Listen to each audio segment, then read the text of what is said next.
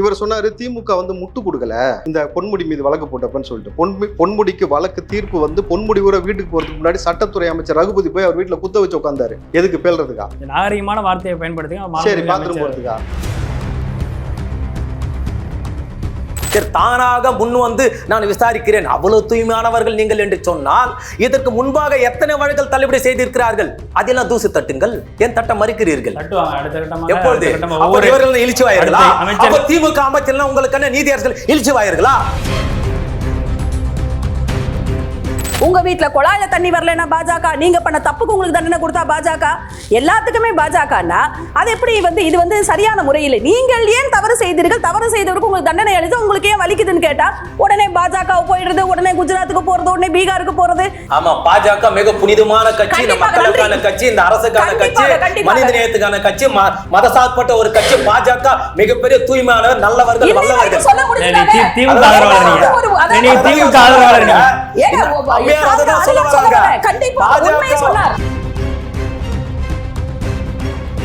திமுக ஊழல் கட்சி, அதிமுக ஊழல் கட்சி, ரைட், ஓகே. பாஜக உத்தமர்களா? நான் பட்டியல் போடவா?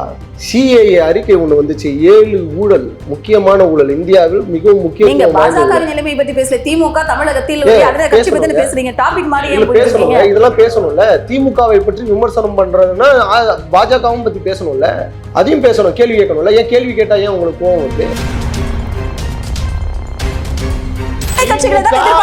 ஊழலற்றவர்கள் என்று நான் சொல்லவில்லையே. நான் சொல்லியிருக்கேனா? ஊழல் கட்சின்னு ஒத்துக்கிட்டீங்களா? ஊழல் கட்சின்னு ஒத்துக்கிட்டீங்களா? வெறும் திமுகவினுடைய ஊழலை மட்டும் பற்றி பேசுவது சரியாக இருக்காது. வெறும் திமுக விமர்சிக்கிறதுக்காக ஒரு விவாதமா? ஆமா, திமுகவை மட்டுமே விமர்சனம், திமுக விமர்சனத்துக்கு அப்பாற்பட்டதா? இல்ல, விமர்சனத்துக்கு அப்பாற்பட்டதா திமுக? கட்சிங்க ஆட்சி செய்யறாங்க, ஆட்சி செய்யக்கூடிய ரூலிங் பார்ட்டி இங்க கேள்வி கேட்க தான் செய்வாங்க, மக்கள் கேள்வி கேட்பாங்க.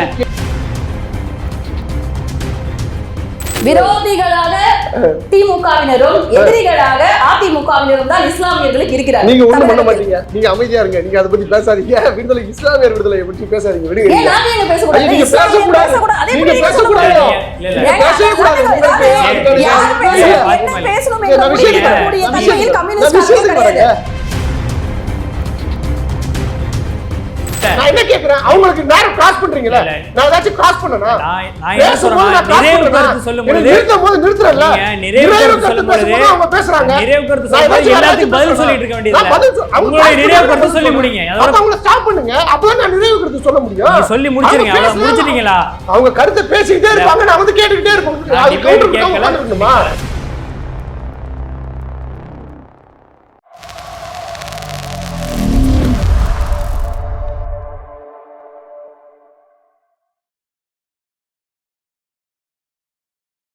ஐத்தமிழ் நேயர்களை பவர் ஆஃப் பாலிடிக்ஸ் நிகழ்ச்சிக்கு வரவேற்கிறேன்.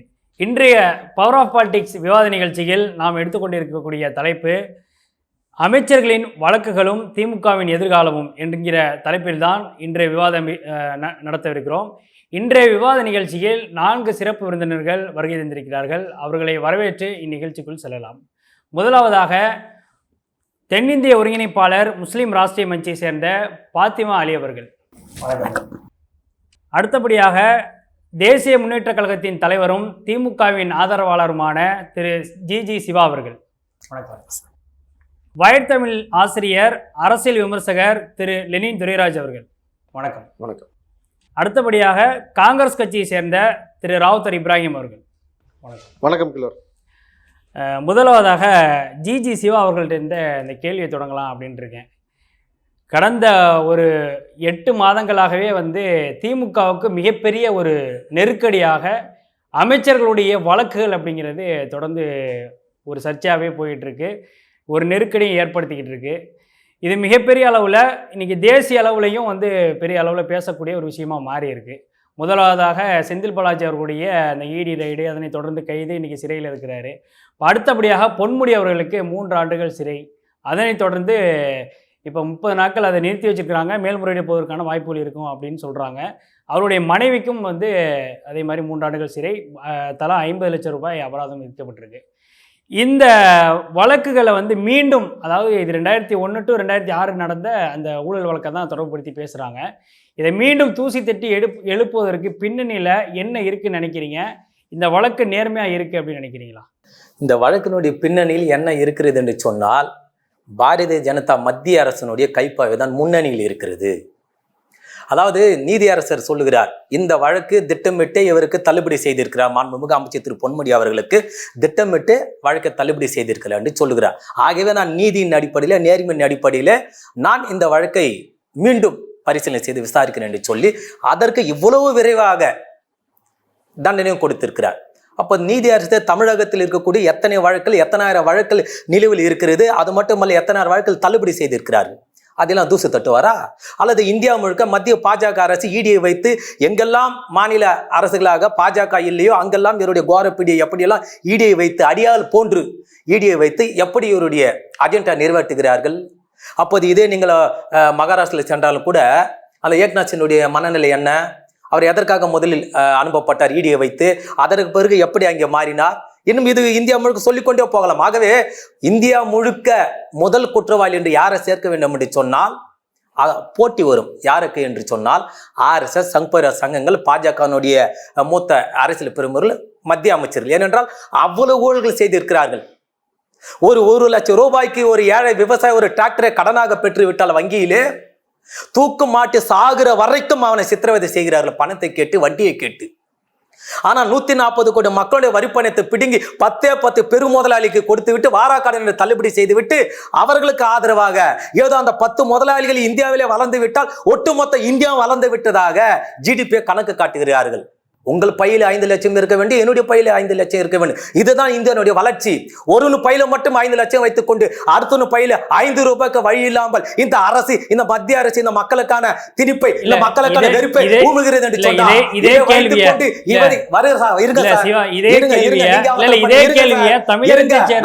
சொல்றேன், நீங்க தடுக்காதீங்க. இல்ல இந்த ஒரு இடைமறிகள் அப்படிங்கிறது இந்த ஒரு கேள்விக்கு திரும்ப உங்ககிட்டே அதை திரும்ப கேட்பாங்கல்ல. தமிழ்நாடு அரசு இதே போன்று தமிழ்நாட்டில் இருக்கக்கூடிய மக்களுக்கும் இதே மாதிரி 5 லட்சம் ரூபாய் மற்ற மக்களுக்கும் சமமா போய் சேருதா?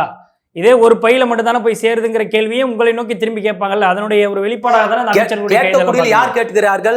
இந்த நாட்டை நேசிக்கக்கூடிய, குறிப்பாக மாநிலத்திலே தமிழ்நாட்டு மக்களை நேசிக்கக்கூடிய அவர்கள் இந்த கேள்வி எழுப்பவில்லை. 50 ஆண்டு காலம் திராவிட கட்சியில, குறிப்பாக திராவிட கட்சி என்று சொன்னால் அது திமுக நீங்கள் முதலிடத்தில் வைக்கலாம். இந்த 50 ஆண்டு கால வரலாற்றில் இந்தியாவை திரும்பி பார்க்கக்கூடிய வகையில மாநில சுயாட்சியில் இருந்து அத்தனை திட்டங்களையும் இந்தியாவை திரும்பி பார்க்கக்கூடிய வகையில மீண்டும் பதிவுறன. இந்த ஆட்சி முதல் இந்த கட்சி முதல் குறை சொல்ல முடியுமா? இவர்கள் சொல்லுது ஒற்றை வார்த்தை தான். திமுக ஊழல் என்ற பிம்பத்தை நாட்டு மக்களை கொண்டு வந்த 2024 நாடாளுமன்ற தேர்தலில் தமிழ்நாட்டில் பாஜக கால் உண்ட வேண்டும். இந்த கீழ்த்தரமான அரசியல் சுயலாபத்திற்காக இன்னும் எத்தனை பழிகள் திமுக மீது, அரசு மீது போட்டு விட்டு நீங்கள் உங்கள் கோர தாண்டவத்தை உங்கள் பிடி இறுக்கி பிடிப்பீர்கள். அந்த ஒரு காரணத்துக்காக தான் பண்றாங்க அப்படின்னா நீங்க நாங்க நிரபராதியம் தான் சொல்லி நிரூபிச்சுட்டு போயிடலாமே. தவறு செய்யறப்போ நடவடிக்கை எடுக்கிறாங்க, அதற்கான முகாந்திரங்கள் இருக்குங்கிறப்போ அந்த நடவடிக்கை எடுக்கிறாங்க, வழக்கு தொடரப்படுது, கைது செய்யப்படுறாங்க. எந்த ஒரு முகாந்திரமும் இல்லாம ஒரு வழக்கு முன்னாடி செஞ்சிருவாங்க. உங்களுடைய விரைவான இந்த விசாரணைக்கு வரவேற்கிறேன். அப்போது வழக்குகள் நிலுவில் இருக்கக்கூடாது, துரிதமாக நடவடிக்கை எடுத்து வழக்கில் தீர்ப்பு செய்ய வேண்டும் என்று நீங்கள் உன்னதமான மனிதராக நீதியரசை குறை சொல்வதற்கு எனக்கு வயது இல்லை, இருந்தாலும் கூட விமர்சனம் வைக்கக்கூடிய இடத்தில் நான் நினைக்கிறேன். காரணம், நீங்கள் தமிழகத்தில் வாருங்கள், சரி தானாக முன் வந்து நான் விசாரிக்கிறேன், அவ்வளவு தூய்மையானவர்கள் நீங்கள் என்று சொன்னால் இதற்கு முன்பாக எத்தனை வழக்குகள் தள்ளுபடி செய்திருக்கிறார்கள், அதெல்லாம் தூசு தட்டுங்கள். ஏன் தட்ட மறுக்கிறீர்கள்? எப்பொழுது இழிச்சுவாயர்களா? திமுக அமைச்சர் உங்களுக்கு நீதியரசர்கள் இழிச்சுவாயர்களா? எப்போது தட்டுவார்கள்? ஆகவே இந்த உண்மை, இந்த நீதியரசர் தமிழ்நாட்டுடைய அமைச்சர் மீது நல்ல ஒரு நியாயமான முறையில் நடவடிக்கை எடுத்திருக்கிறார் என்று சொன்னால் தூசு தட்டுவார்கள் அல்ல நீதியரசர்கள், தமிழ்நாட்டு மக்கள் அவர்களை திட்டுவார்கள், எழுதி வைத்துக் கொள்ளுங்கள். ஆகவே பாஜக இன்னும் எத்தனை சித்து விளையாட்டுகளை, அது குறிப்பாக ஏன் தமிழ்நாடு அரசை நீங்க உள்நோக்க கற்பிக்காதீங்க, நீதிமன்றத்தினுடைய தீர்ப்புக்கு நீங்க உள்நோக்க கற்பிக்காதீங்க. பாஜக இதை செய்யுது, பாஜக இதுக்கு பின்னாடி இருக்கு அப்படிங்கிற ஒரு விஷயமே நீங்க நீதிமன்றத்தை உள்நோக்க கற்பிக்கிற மாதிரி தான் இருக்கு. நீதி அரசு உள்நோக்க கற்பிக்க வேண்டாம் என்று சொல்லக்கூடிய நீங்கள் அப்போது பில்கிஸ் பானு விஷயத்திலே அதே நீதி அரசு தானே அங்கே விசாரணை அளித்து கொண்டு வந்து நீதியை வழங்கினார். அப்போது தானாக முன் வந்து இந்தியாவிலே உலக நாடுகள் திரும்பி பார்த்து காரி உமிழ்கின்ற வேலைகளை அந்த கொடும் குற்றவாளிகள் செய்தார்களே, எந்த அரசு விடுவித்தது? திமுக அரசா? நீங்கள் சொல்லுங்கள், யார் வீடு? காங்கிரஸ் அரசா? இதே மத்தியில் இருக்கக்கூடிய இதே மத்திய பாஜக அரசு தானே. அப்போது அதே நீதியரசர் இந்த தீர்ப்புக்கு நான் தான் முதலில் இவர்கள் தண்டனை கொடுத்தேன், என் மனம் புண்படுகிறது, எனக்கு வேதனையாக இருக்கிறது, உடனே இவர்களை மீண்டும் சிறையில் தள்ள வேண்டும், இது தவறு என்று உச்ச நீதிமன்றத்தின் நீதியரசரோ அல்லது மாநில முதலில் வழக்கு தொடுக்கப்பட்ட போது தண்டனை வழங்க அந்த நீதியரசரோ யாராவது இதுவரைக்கும் குரல் கொடுத்திருக்கிறார்களா? நீங்கள் சொல்லுங்களேன். ஆகிய நீதியரசர் ஒன்றும் ஏதோ மேலோகத்தில் பிறந்து வந்தவர் அல்ல, அவர்களும் விமர்சனத்துக்கு அப்பாற்பட்ட யாரும் இல்லை. இதை உங்களுடைய முதற்கட்ட பார்வையாக நான் வச்சிருக்கிறேன். பாத்திமா அலி அவர்கள் சொல்றேங்க. ஏன்னா இந்த வழக்கில் வந்து அரசு தானாக இந்த விஷயத்துல வந்து பாஜகவினுடைய பின்னணி இருக்கு அப்படின்ற ஒரு விஷயத்தை பார்வையை சொல்றாரு. அதை பற்றி கவலைப்பட வேண்டிய அவசியம் இல்லை. ஏன் கேட்டீங்கன்னா நீங்க எப்படி கவலைப்படுவீங்க? இந்த இந்திய பாஜக மத்திய அரசுக்கு இந்த மக்கள் மீது ஒரு கவலை இல்லாத போது பாஜக ஆதரவு பேசக்கூடிய இந்த சகோதரிக்கு கவலை இருக்கும். முதற்கட்ட பார்வை வைக்கட்டும். தவறான கருத்து வந்து ஏன்னா நீதித்துறை என்பது ஒரு தனியாக இயங்கக்கூடிய ஒரு துறை. அந்த துறையில் நீதிபதிகளை வந்து குற்றம் கூறுகிறார். அதுவே ஒரு தவறான ஒரு முன்னுதாரணம். எப்படிங்க தவறு? அவர் வந்து கொஞ்சம் பேசாம இருக்க சொல்லுங்க.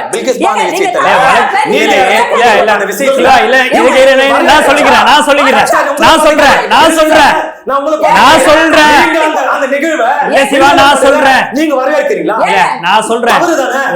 ஒவ்வொரு வழக்குக்கும் அடுத்த கட்டமாக மேல்முறையீடு இருக்கு. அடுத்து நீதிபதி வேறு நீதிபதிகள் வேறு பார்வை இருக்கும். இதை நீங்க வந்து உள்ள இருக்க கூடாது. முதற்கட்ட பார்வை வச்சுக்கிட்டோம். அதுக்கப்புறம் நீங்க ஒரு விஷயம் என்னன்னு கேட்டீங்கன்னா திமுகவினர் மீது குற்றச்சாட்டு இதுவரை சாட்டப்படவில்லை. விஞ்ஞான ஊழல் செய்வதில் வல்லவர்கள் தான் திமுக காரர்கள். இப்போ மாட்டிக்கிட்டு முழிக்கிறதுனால அந்த தவறை வந்து யார் மேல போடுறது? ஏற்கனவே இவங்க சொல்லிட்டாங்க, அதிமுகவும் திமுகவும் பங்காளிகளே, பாஜக தான் பகையாளி என்று சொன்னதுதான் இந்த தமிழ்நாடு அரசியலில் வெகு அதாவது இப்போ நம்ம ரீசெண்டா பார்த்த வார்த்தைகள் இதெல்லாம். அப்போ இவங்க வந்து இங்க தப்பு செஞ்சுட்டு அங்க போவாங்க, அங்க தப்பு செஞ்சுட்டு இங்க போவாங்க. அதிமுகவும் திமுகவும் இப்படிப்பட்ட கட்சிகள் தான். அதிமுகவினர் மீது குற்றம் சாட்டப்பட்டு அதாவது சுடுகாட்டு ஊழல்ல இருந்து புடவை கொடுத்த வரைக்கும் ஊழல் பண்ணும்போது அதையெல்லாம் வெளிக்கொணர்ந்த இதே திமுக எதிர்த்து ஒரு கட்சி தமிழ்நாட்டில் வந்ததற்கான காரணமே திமுகவோட ஊழல் தானே. கேட்ட கேள்விக்கு பதில் சொல்லல, அதுல ஊழல் நடந்து இருக்கிறது, அது என்ன கணக்குன்னு கேட்டபோதுக்கு பதில் சொல்லாம இருந்தால் தான் அதிமுகவை உருவாச்சு தமிழகத்துல. அப்போ ஊழலின் பிறப்பிடம், ஊழலின் ஊற்றுக்கண், ஊழல் செய்வதற்கென்றே இங்க இருக்க தமிழ்நாட்டில் இருக்கிற கட்சி திமுக. அவர்கள் தப்பு செய்து இப்ப அவர்களுக்கு தண்டனை வழங்கப்பட்ட போது அவர்களுக்கு வலிக்கிறது. இப்போ கேள்வி பாஜகவை நோக்கி திமுகவை சார்ந்தவர்கள் கேள்வி கேட்கிறாங்க. பாஜக இந்த ஊழல் தொடர்பான விஷயங்களை கேள்வி எழுப்புவதற்கு முதல்ல தார்மீக உரிமை இருக்கான்னு பல்வேறு வழக்குகளை குற்றம் சாட்டி சில வழக்குகள்ல தண்டனை பெற்ற பாஜக எம்எல்ஏக்கள் கடந்த 2015 பிறகு ஒரு லிஸ்ட், அதுல குறிப்பாக உத்தரப்பிரதேச மாநிலத்தை சேர்ந்த கட்டோலி தொகுதி விக்ரம் சிங் சேனி, சுரேஷ் ஹல்வாங்கர் மின் திருட்டு வழக்கில் 3 சிறை தண்டனை கொடுத்தாங்களா இல்லையா? இப்ப பிஜேபின்னு சொல்லிட்டு அவர்களுக்கு சிறை தண்டனை வழங்காமல் அவர் தப்புவிக்கப்பட்டாரா? நீதித்துறை என்பது தமிழ்நாட்டில் கவர்மெண்ட்ல இருக்கிற வரைக்கும் தண்டனை பெற்றார்கள்.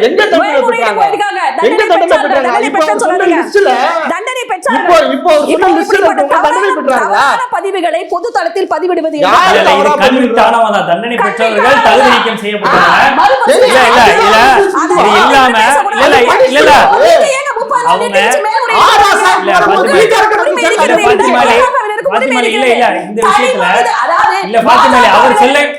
கேட்கக்கூடிய கேள்வி என்ன அப்படின்னா, இங்கே பாஜகவை சேர்ந்தவர்கள் ஒரு சிலர் வந்து நான் கோடிட்டு காட்டினா ஒரு சிலர் வந்து தண்டனை பெற்றிருக்கிறாங்க, தகுதி நீக்கம் செய்யப்பட்டிருக்கிறாங்க, எம்எல்ஏ எம்பிக்கா இருந்தவங்க.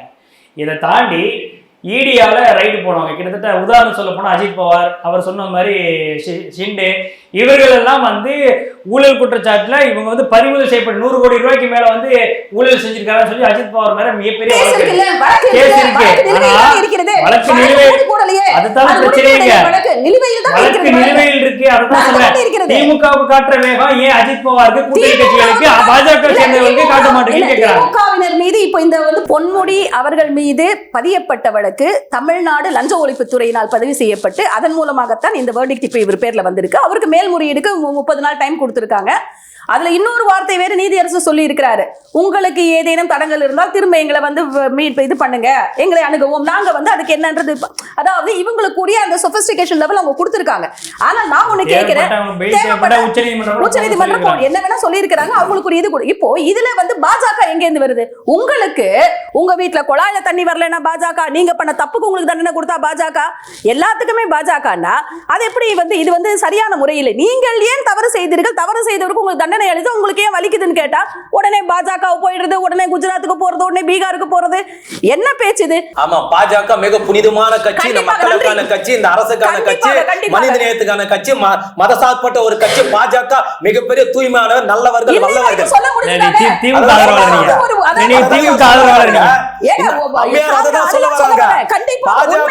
பாஜக இந்த மக்களுக்கான கட்சி என்று சொன்னால் ஒட்டுமொத்த மக்களும் நகைப்புக்கு இல்ல. இப்போ அடுத்த கட்டமாக லெனின் அவர்கள் சொல்லுங்க, நீதிமன்றம் தானாக சூமோட்டோவா எடுக்கக்கூடிய கேஸை நீங்க எதுக்கு வந்து பாஜகவோட முடிச்சு போட்டு பேசுறீங்கன்னு கேட்குறேன். முதல்ல எனக்கு வந்து ஒரு விஷயம் முதல்ல பேசணும். இன்னைக்கு தமிழ்நாட்டில் இருக்கக்கூடிய ஊடகங்கள் சம்பந்தமாக பேசணும். ஸ்மால் மீடியாவா இருந்தாலும் சரி, பிக் மீடியாவா இருந்தாலும் சரி, நாட்டில் எவ்வளோ பிரச்சனை நடந்துட்டு இருக்கு, அதெல்லாம் பத்தி பேசாம கோயம்பேடுல போயிட்டு கேமரா தூக்கிட்டு நிற்கிறாங்க. கோயம்பேடுல கேமரா தூக்கிட்டு நிற்கிறாங்க. அந்த ஆள் வந்து என்ன, எனக்கு அதுக்கு சம்மந்தமே இல்லப்பா அப்படின்ட்டு. ஒரு ஒன்றும் பெரிய இதெல்லாம் இல்லை. இங்க பாருங்க, ஏதோ பிஜேபி ஒரு வேலையை பார்க்குது, திமுக ஒரு வேலையை பார்க்குது, ஏடிஎம்கே ஒரு வேலையை பார்க்குது, கம்யூனிஸ்டுகள் ஒரு வேலையை பார்க்குறாங்க, ஏதோ காங்கிரஸ் கட்சி ஒரு வேலையை பார்க்குது. நாட்டில் எவ்வளோ பிரச்சனை இருக்கு, அதை பற்றி விவாதிக்காமல் மக்களை வந்து அரசியல் மயப்படுத்துறது தான் தமிழ்நாட்டினுடைய முக்கியமான வேலை. தமிழ்நாட்டில் இன்னைக்கு இந்தியாவிலேயே ரொம்ப அதிகமாக அரசியல் மயப்படுத்தப்பட்ட மக்கள், நியூட்ரலான மக்களும் அரசியல் மயப்படுத்தப்பட்டிருக்காங்க. அரசியல் சாயம் இல்லாத, அரசியல் புரிதல் இல்லாத நபர்கள்னு சொல்லக்கூடியவங்க கூட ஒரு பாலிடிக்ஸை வந்து அவங்க வந்து வச்சிருக்கிறாங்க. மக்களுக்கு எது தேவையோ அதை பேசாம இன்னைக்கு வந்து கோயம்பேடு மார்க்கெட்ல போயிட்டு அவர் யாரு என்ன ஏதுன்னு மைக்க வாயில விட்டுக்கிட்டு வந்து கேள்வி கேட்டுட்டு இருக்காங்க. இதுதான் ஊடகத்தினுடைய அறமா என்ற ஒரு கேள்வி இருக்கிறது. ஊடகங்கள் தயவு செய்து இதை மாற்றிக்கொள்ள வேண்டும் என்பது உடைய தரப்பிலிருந்து வந்த கோரிக்கை, வருகிற கோரிக்கை. இன்னொன்னு இவங்க சொன்னாங்க, திமுக ஊழல் கட்சி, அதிமுக ஊழல் கட்சி, ரைட், ஓகே. பாஜக உத்தமர்களா? இதோ இவரு தோழர் ஃபாத்திமா அலி சொல்றாங்களே, நேர்மையான, மதசார்பற்ற, ஊழல் அற்ற, கரைபிடியாத கைகளுக்கு சொந்தக்காரர்கள். நான் பட்டியல் போடவா? சிஏஏ அறிக்கை ஒண்ணு வந்துச்சு, 7 ஊழல், முக்கியமான ஊழல், இந்தியாவில் மிகவும் முக்கியமான நிலைமை பத்தி பேசல. திமுக தமிழகத்தில் இதெல்லாம் பேசணும்ல. திமுகவை பற்றி விமர்சனம் பண்றதுன்னா பாஜகவும் பத்தி பேசணும்ல, அதையும் பேசணும், கேள்வி கேட்கணும்ல. ஏன் கேள்வி கேட்டா ஏன் உங்களுக்கு கோவம் வருது? இந்த டாபிக்ல மாறலையே, அமைச்சர்கள் தான். நான் என்ன கேட்கிறேன், ஊடகங்கள் வெறும் இன்னைக்கு தமிழ்நாட்டுல இதுதான் பிரச்சனையா? பொன்முடி, செந்தில் பாலாஜி, திமுக காரர்கள் மட்டும்தான் பிரச்சனையா? சென்ட்ரல் மினிஸ்டர்ஸ் யாரும் தவறு செய்யலையா? ஏங்க, சிஏனுடைய அறிக்கை 7 பிரிவுல ஊழல் செஞ்சிருக்கிறாங்க. ஆகஸ்ட் 12ஆம் தேதி அவங்களுக்கு வந்து ரிப்போர்ட்டை வந்து சப்மிட் பண்ணுது. செப்டம்பர் 12ஆம் தேதி அந்த 3 பேர் முக்கியமான நிர்வாகிகள், அந்த ஆபீசர்ஸ் 3 பேரை 1 மாசத்துல பணியிடை மாற்றம் பண்றாங்க, வேற ஒரு இடத்துக்கு தூக்கி போடுறாங்க. இன்னொன்னு கேளுங்க, இவங்க சொல்றாங்களே, ஆஹா பாஜக எந்த அளவுக்கு உத்தமர்கள். 2007ல பிட்காயின் ஸ்கேம் வந்துச்சு, ரஃபேல் ஊழல் 2006, நீரவ் மோடி 2018 அவருடைய ஊழல், ஜெய்ஷாவுடைய ஊழல், ஜிஎஸ்பிசி ஊழல் 2015, மைன்ஸ்ல ஊழல், நிலக்கரியில ஊழல், அப்புறம் பில்டிங்ல எப்படி கட்டடம் கட்டுவதில் ஊழல், நிலத்தில் ஊழல் 2012ல ஒரு கேஸ் இருக்கு. அதுவும் இந்த மைன்ஸ்ல 2014 இருக்குல்ல, பாஜகவை சேர்ந்தவர்கள். ஆமா, பாஜக சேர்ந்தது. இதுக்கெல்லாம் பதில் சொல்லுங்க. இதெல்லாம் யாருது? நான் இன்னொன்னு வரேன். நிலத்துல ஊழல் 2012ல, இண்டி கோல்டுல ஊழல் 2011, அப்புறம் வந்து எம்ஜிஎன்ஆர் இஜிஏல ஊழல் 2007ல இருந்து 2010. இது யார் பண்ண ஊழல்? யார் செய்த ஊழல் இது? நீங்க ஊழலுக்கு பேர் போனவர்கள் இவர்கள், ஊழலுடைய ஊற்றுக்கண்ணாக விளங்குபவர்கள் இவர்கள் பேசுகிறார்களா உத்தமர்கள் அப்படின்ட்டு? திமுகவை பார்த்து பேசுவதற்கு இவர்களுக்கு தகுதி இருக்கிறதா? எங்க தான் முதுகுல அழுக்கு இல்லாம பேசணுங்க. இவங்க வந்து கரெக்டா இருக்காங்களான்னு கேட்கணும். இதெல்லாம் பேச மாட்டாங்களா? இவங்க அசுத்தமா இருப்பாங்களா? அவன் சுத்தம் இல்ல, அவங்க சுத்தம் தரப்புல இல்ல. சொல்றது என்னன்னா, சொல்றீங்க. இல்ல, எதற்கெல்லாம் வந்து ஒத்துக்கோங்க. ஒரே நிமிஷம். நீங்க சொல்லுங்கம்மா, இப்போ நீங்க பிஜேபி ஊழல் பண்ணிருக்குன்னு சொல்லுங்க. ஏங்க ஊழல் பண்ணுச்சு? நான் ஏன் சொல்றேன்? ஊழலே பண்ணல. பாத்தீங்களா? நீங்க தமிழ்நாட்டுல அது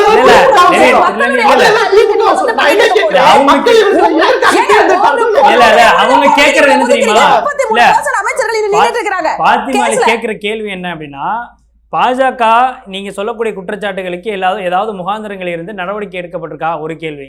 ரெண்டாவது, இப்போது பொன்முடி அவர்களுக்கு அதே மாதிரி செந்தில் பாலாஜி அவர்களுக்கு முகாந்திரத்தோட ஆதாரம் இருந்து நீதிமன்றத்தால தண்டிக்கப்பட்டிருக்கிறாங்க. அதே மாதிரியான ஒரு போக்கு. இன்னொன்னு, அஜித் பவார் அவர்களுடைய வழக்குல இன்னும் வழக்கு நிலுவையில தான் இருக்கு அப்படின்றது. வழக்கு எதற்கெல்லாம் முகாந்திரம் இருக்கு, அந்த வழக்கு தொடர்ந்துகிட்டு தான் இருக்கு அப்படிங்கிறாங்க. இப்ப இதுல நடவடிக்கை இல்லை அப்படின்னு சொல்றது எதுல சரியா இருக்கும்? அந்த விதத்துல பில்கிஸ் பானு அந்த தீர்ப்பை பாத்தீங்களா? இவர்கள் நீதி வழங்கும் லட்சணத்தை, யோகியத்தை பார்த்தீர்களா? பில்கிஸ் பானு கேஸ்ல உள்ள போறாங்க, தண்டனை கிடைச்சு உள்ள போறாங்க. அவர்கள் மீண்டும் வெளியே வருகிறார்கள். எப்படி வெளில வந்தாங்க? வெளில வரலாமா?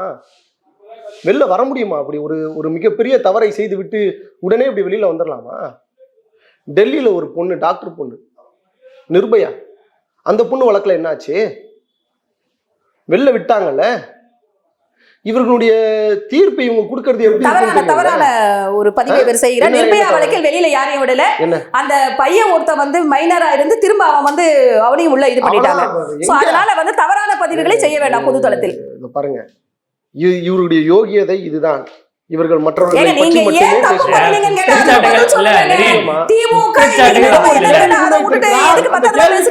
நான் கொடுக்கணும்னு நினைக்கிறேன். நீங்க பேசும்போது நான் எதுவும் குறுக்கிடவும் மாட்டேன்.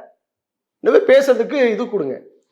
திமுக மீது இப்படி கங்கணம் கட்டி கொண்டு தமிழ்நாட்டில் பேசுகிறார்களே, இந்தியா முழுவதும் இந்த ஊழல் நடந்திருக்கிறது. இதை பற்றி ஏன் பாஜகவை சேர்ந்த பாத்திமா அலி ஆதாரம் இருந்தால், அதை பற்றின ஆதாரம் இருந்தால், நிரூபிக்கப்பட்டிருந்தால் அவர்கள் தண்டிக்கப்பட்டிருக்கிறார்கள். நான் இல்லைன்னு சொல்லல.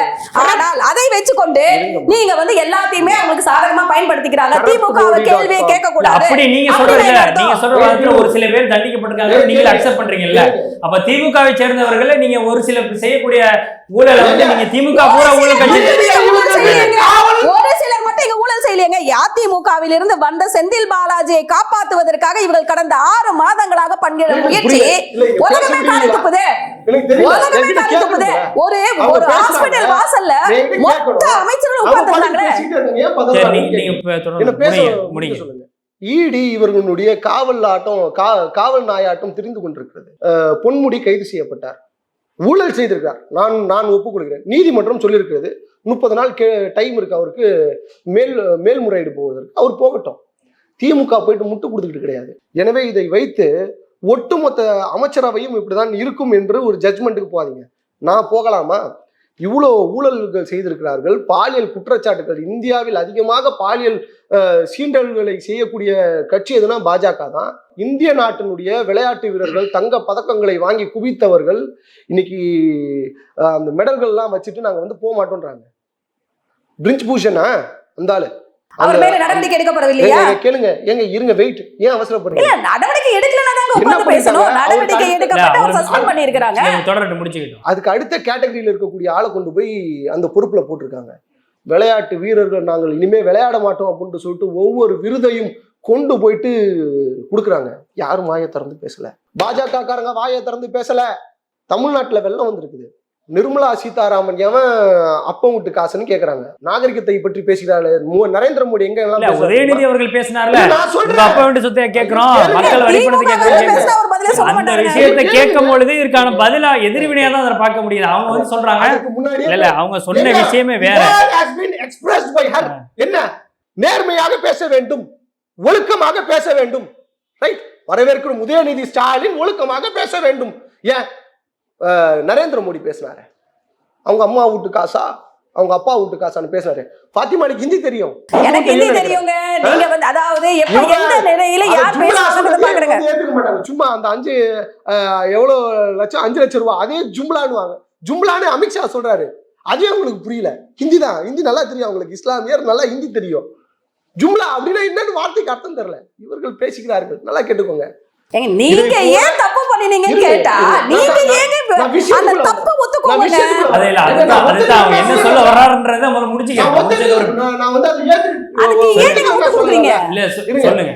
இத இப்படிதான் நம்ம பார்க்க வேண்டிய தேவை இருக்கு. இங்க இருக்கக்கூடிய அரசியல் கட்சிகள் எந்த வாக்குறுதியை முன்மொழிந்து இவர்கள் ஆட்சி அதிகாரத்தை பெறுகிறார்கள், அதை இவர்கள் ஒழுங்காக நடைமுறைப்படுத்துகிறார்களா என்று பார்க்க வேண்டியது. அதில் பாஜக உத்தமர்கள் கிடையாது. இன்னைக்கு திமுக மீது வன்மம் கொண்டு இன்னைக்கு கக்குறாங்களா அந்த வன்மத்தை, இவங்க உத்தமர்களான்னு நான் கேள்வி கேட்க விரும்புறேன். திமுக கெட்டதுதான், அவங்க ஊழல் பண்றாங்க தான், அது மாத்தணும் தான், வைக்கணும் தான், அமைச்சர்களை இங்க இருந்து தூக்கணும் தான், யார் யாரெல்லாம் கரப்டடா இருக்காங்களோ அவங்களை ஐடென்டிஃபை பண்ணணும் தான், மாற்றுக்கிறது கிடையாது. பட் இதை விடவும் திமுக வெறும் தமிழ்நாட்டில் ஆண்டு கொண்டிருக்கிறது. பாஜக எத்தனை மாநிலமா? 7 மாநிலமா? 7 மாநிலமோ நாங்கள் தான் அதிகமாக ஆண்டு கொண்டு இருக்கிறோம் என்று சொல்லுகிறார்களே. இவர்கள் எங்கெல்லாம் ஆட்சியில் இருக்கிறாரோ அத்தனை இடத்துல ஊழல். சரி, ரைட், ஆட்சியில் இல்லாத கொடுக்கணுங்க. சும்மா வாயில வந்து எங்கெல்லாம் ஆட்சி பண்ணிருக்காங்க அங்கெல்லாம் ஊழல் என்றதா வந்து வெறுமனே சொல்லக்கூடாது. இல்ல ஏதாவது ஒரு ஊழல் குற்றச்சாட்டு அதுக்கான முகாந்திரங்கள் இருக்கா? முகாந்திரங்களோடு சேர்த்து அவர்கள் மீது பண்ணல, அவர்கள் விடுவிக்கப்பட்டார்கள். அவர் மேல ஒரு கூட குற்றச்சாட்டு இல்லைங்க, இவர் ஒருத்தர் தான் குற்றச்சாட்டு வச்சுக்கிட்டு இருக்காரு. corruptedmodi.com அப்படின்ற ஒரு வெப்சைட், ப்ளீஸ் போய் பாருங்க. இவங்களுடைய பட்டியல் அந்த வெப்சைட் ஓபன் ஆகல. இப்போ ஓபன் ஆகல. 2018ல பெரிய அளவுல பேசப்பட்டவர்கள் இவங்க முடிச்சிட்டாங்க, அதுதான் அர்த்தம். அதுல போட்டிருக்காங்க. இன்னும் அதற்கான இதெல்லாம் வந்து நிறைய ஸ்கிரீன்ஷாட்ஸ் இருக்கு, அது சார்ந்த செய்திகள் எல்லாமே இருக்குது. அதை போயிட்டு தயவு செஞ்சு பாருங்க. இவங்க போட்டிருக்கக்கூடிய ஊழல் இதெல்லாம் மறுப்பார்கள் அவர்கள். நாங்க சொல்றோம்ல, பொன்முடி அவர்கள் தவறு செய்திருக்கிறார் அப்படின்ட்டு நீதிபதி சொல்றாருல, அந்த நீதிபதி கொடுத்த இதுக்கு மேல பிரசிடிங்க்கு போகணும்னு சொல்லி சொல்றோம். அவர் என்னங்க கொடி கெட்டு போனாரா? அம்மையார் ஜெயலலிதா ஒரு பிரச்சனை பண்ணாங்க தெரியுமில்ல, ஊழல்ல மாட்டினாங்க, அங்க ஏடிஎம்கே கொடி கட்டு போனாங்க. கரண்ட் சிஎம் கொடி அவருக்குன்னு சொல்லி அங்க பிரச்சனை பண்ணாங்க. புரிஞ்சா? பெங்களூர்ல கொடி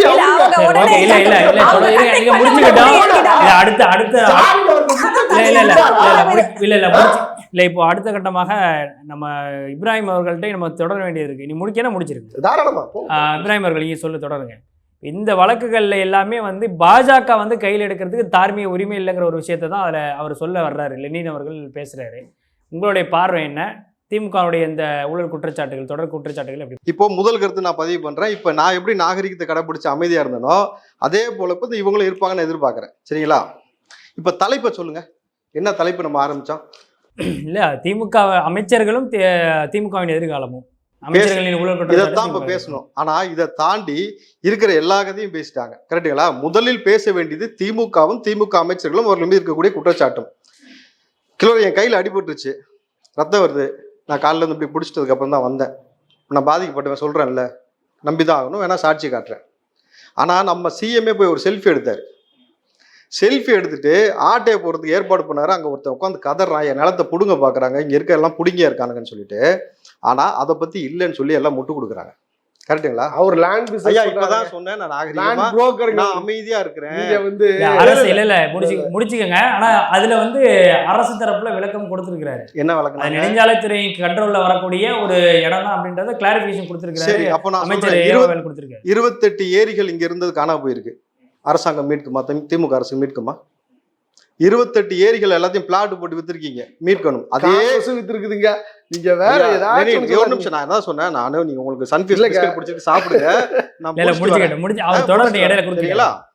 இப்போ 28 ஏரிகளை மீட்கணும். சரிங்களா? ரெண்டாவது, இவர் சொன்னாரு திமுக வந்து முட்டு கொடுக்கல இந்த பொன்முடி மீது வழக்கு போட்டப்பன்னு சொல்லிட்டு. பொன்முடிக்கு வழக்கு தீர்ப்பு வந்து பொன்முடி ஊரை வீட்டுக்கு போறதுக்கு முன்னாடி சட்டத்துறை அமைச்சர் ரகுபதி போய் அவர் வீட்டுல குத்த வச்சு உட்கார்ந்தாரு. எதுக்கு? பேல்றதுக்கா? நாகரிகமான வார்த்தையை பயன்படுத்துங்க. சரி, பாத்ரூம் போறதுக்கா? பாத்ரூம் போறதுக்கா? நீங்க இந்த வார்த்தையில் தவிர்த்துக்கலாம். ஏன்னா இதெல்லாம் வந்து நான் வந்து ஒரு விவாத நிகழ்ச்சியில நீங்க பயன்படுத்தக்கூடிய வார்த்தைகளை கண்ணியமா பயன்படுத்துங்க. அது உங்களுடைய கண்ணியத்தையும் சார்ந்தது, என்னுடைய கண்ணியத்தை சார்ந்தது என்பதை நான் உங்களுக்கு புரிய வைக்கிறேன். என்னன்ட்டு, ஏன்னாக்கா இன்றைக்கு மக்கள் வந்து அல்லோலப்பட்டுக்கிட்டு இருக்கிற அந்த தண்ணியில மாட்டிக்கிட்டு இவர்கள் தான் 98% வாக்குறுதி நிறைவேறிச்சிருச்சு, நீங்க வீட்டுல ரிலாக்ஸா உட்காருங்கன்னு சொன்னாங்க. ஆனா மக்கள் இங்க மாட்டிக்கிட்டு செத்தான்.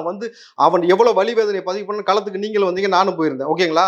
அவன் நின்று கொண்டு அங்க யாருமே மலம் கழிக்க முடியாமல் நின்ற நிலையில் மலம் கழித்தார்கள். பெண்களுக்கு அந்த மாதவிடாய் காலத்தில் ஏற்பட்ட பிரச்சனை, இந்த கழிவு தண்ணீர் எல்லாம் கலந்து அவங்களுக்கு எவ்வளவு பெரிய உபாதைகள் ஏற்பட்டுச்சுன்னு சொல்லி பேசினாக்கா 4 நாள் கழிச்சு சாவாசமா திமுக காரன் வந்து பிரெட்டையும் பிஸ்கெட்டையும் கொடுத்துட்டு இதுக்கு தானே அலைஞ்சன்னு கேட்டான். கரெக்டுங்களா?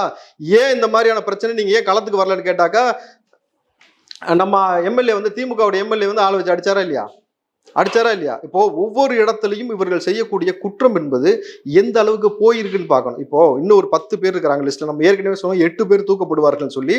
இதுல வந்து முதல்ல பாத்தீங்கன்னா இப்போ வந்து நம்ம அண்ணன் செந்தில் பாலாஜிக்கு கேசரி கொடுத்துருக்கு. அடுத்து இவருக்கு பொன்முடிக்கு வந்து இப்போ வந்து ஐயா இது வரைக்கும் திமுக மீது குற்றச்சாட்டு சுமத்தப்பட்ட பொழுது யாருமே கோர்ட்டுக்கு போய் நான் திருடல, நான் ஊழல் செய்யலன்னே சொல்லல. ஐயா எனக்கு வயசாயிருச்சு, எனக்கு கழி திங்கிறது கஷ்டமா இருக்கு, ஏன் இந்த பேச்சு? திருடும் போது அதே வயசு தானே, அதே வயசுல தானே திருடினேன். திருடும் போது இன்னைக்கு ஜெயிலுக்கு போய் களி சாப்பிட சொன்ன கஷ்டம். வயசாயிருச்சுல, கேப்ப களி நல்லது தானே, போய் சாப்பிட வேண்டியதானே. அப்ப மட்டும் ஏன் வலிக்குதுன்னு கேட்கிறேன். சார், முதலில் இவ்வளவு பெரிய பாதிப்புக்கு உள்ளாக்கப்பட்டிருக்கு அந்த திமுகவுடைய எதிர்காலம் என்னன்னு கேட்குறீங்கல்ல. ரொம்ப எளிமையா சொல்றேன் நான், மக்களுக்கு புரியுற வகையில. தென் தமிழகத்துல இவ்வளவு பெரிய பாதிப்புக்கு உள்ளாக்கப்பட்டு 65 லட்சம் மக்கள் பாதிக்கப்பட்டிருக்காங்க. ஒருத்தர் வீட்டுல கூட ஒரு சின்ன பண்ட பாத்திரம் கிடையாது. வீடே செகதியா இருக்கு. ஊர்ல இருக்க மொத்தமும் ஏரி குளம் உடஞ்சு போய் தண்ணி எல்லாம் செகதி தனியாகி போச்சு. முதலில் இந்த அரசாங்கம் என்ன செஞ்சிருக்கணும்? அந்த நபர்களுக்கு உணவு இலவசம் அறிவிச்சிருக்கணும். அந்த நபர்களுக்கு நீர் இலவசம் அனுபவிச்சிருக்கணும். உனக்கு நீ அம்மா உணவகம் ஊர் முழுக்க இருக்குல்ல, கொடுத்துருக்க வேண்டியதானே. உனக்கு அம்மா உணவகத்தின் மூலம் கொடுப்பதால் ஜெயலலிதாவுடைய புகழ் பரவும் நினைச்சியா? நீ தான் ஸ்டிக்கர் ஒட்டத்துல வளவனாச்சு திமுக காரன். ஒரே நாள்ல அரசாங்க உணவகம் மாத்தி ஸ்டிக்கர் ஒட்ட வேண்டியதானே. ஒட்டிட்டு ஒட்டுமொத்த நபர்களுக்கும் 1 மாத காலத்திற்கு உணவு இலவசம் ஏன் சொல்லல? ஏன் உங்களுக்கு அந்த ஒரு புரிதல் இல்லவே இல்லை? அப்போ அந்த மனுஷன் இன்னைக்கு அங்க யார் வீட்டுல சமைச்சு சாப்பிட்ட பாத்திரம் இருக்கா? ஊருக்குள்ள ஏதாவது ஒரு மளிகை கடை இருக்கா? எல்லா இடமும் நீங்க பார்த்துருக்கலாம். கிலோ நான் களத்துல ஆள் அனுப்பிச்சு பார்த்துருக்குறோம். மூட்டை அரிசி கூட மளிகை கடை எல்லாமே போயிருச்சு. எங்க போய் வாங்குவாங்க, என்ன பண்ணுவாங்க வாழ்வாதாரத்துக்கு? அப்போ ஒரு அரசாங்கத்திற்கு அந்த எளிய மக்களுடைய வழி முதல்ல புரியணும்ல. அவன் சாப்பிட என்ன பண்ணுவான், அவன் தண்ணி குடிக்க என்ன பண்ணுவான்னு புரிஞ்சு. நீங்க நம்ம சென்னை மாதிரி கேன் வாட்டர் அங்கே இருக்கா? கேன் வாட்டர் வாங்குற அளவுக்கு அந்த மக்கள் நீங்க வசதியா வச்சிருக்கீங்களா? இப்போ பொருளாதார ரீதியாக ஒண்ணுமே இல்லாமல் நிற்கிறாங்க. இப்போ உணவும் நீரையும் முதல்ல கொடுத்துருக்கணும். அடுத்து வந்து அவர்களுக்கு பேருந்து இலவசமும் கொடுத்துருக்கணும். முதலில் இந்த மக்களை ஆசுவாசப்படுத்திருக்கணும். அவங்களை வந்து நீங்க எதுவும் ஒன்றும் பிரச்சனை இல்லை, நீங்க சாப்பாடு ஒரு மனுஷன் கஷ்டப்பட்டு போராடுவது எதற்கு? உணவுக்காக தானே. இப்போ அவங்க வாழ்வாதாரம் இழந்துட்டாங்கல்ல. அது ரெண்டாவது விஷயம். ஒரு முதல்வராக அவர் என்ன செஞ்சிருக்கணும்னாக்கா, செந்தில் பாலாஜியை தொட்ட பொழுது வந்து வீடியோ போட்டாரா இல்லையா? தொட்டு பார்க்காதே சீண்டி பார்க்காதேன்னு. இவ்வளவு பெரிய இயற்கை பேரிடர் நடந்த போது ஏன் ஒரு வீடியோ போடல? என் தென் தமிழகத்தில் இவ்வளவு பெரிய மக்களுக்கு வந்து பேரிடர்னு அறிவிக்க சொல்லுது திமுக, அறிவிக்க சொல்லுது, உள்ளபடியே அறிவிக்கிறோம், ஓகேக்கா. ஆனா நீங்க அந்த கடமையை உணர்ந்து இவ்வளவு பெரிய பாதிப்புக்கு உள்ளாகப்பட்டிருக்காங்க என் மக்கள், இவர்கள் வாழ்வாதாரத்தை இழந்திருக்கிறார்கள். பிற மாநிலத்தை சேர்ந்த முதல்வர்களும் பிற மக்களும் பிசினஸ் மேனும் எனக்கு உதவிக்கரம் நீட்டுங்கன்னு சொன்னீங்கன்னா இந்நேரம் நிதி வந்து குமிஞ்சிருக்கும்ல, இந்நேரம் உணவுப் பொருட்கள் வந்து குமிஞ்சிருக்குல்ல. ஏன் நீ மத்திய அரசு வந்து காசு கேட்டுக்கிட்டு அந்த காசை கொடுத்தாலும் எவ்வளவு பேருக்கு எவ்வளவு கிடைக்கும்? 65 லட்சம் மக்களுக்கு மத்திய அரசு கொடுக்கக்கூடிய காசை பிரித்து கொடுத்தால் மாநில அரசு அவங்களுக்கான உரிமையை கேட்கிறாங்க. உரிமையை தேசிய பேரிடரா இது வந்து அறிவிக்கணும்ன்ற கோரிக்கை வைக்கிறாங்க. நியாயமான கோரிக்கை தானே. மாநில அரசு தன் கடமையை செய்ததா? முடிக்கிறேன், வெயிட் பண்ணுங்க. அங்க மாநில அரசு நீங்க கொடுக்கக்கூடிய அந்த மத்திய அரசு கொடுக்கக்கூடிய நிதியை வாங்கி பிரித்து கொடுத்தால் தலா 3000 4000 5000 ஒரு ஆளுக்கு கொடுக்க முடியும்.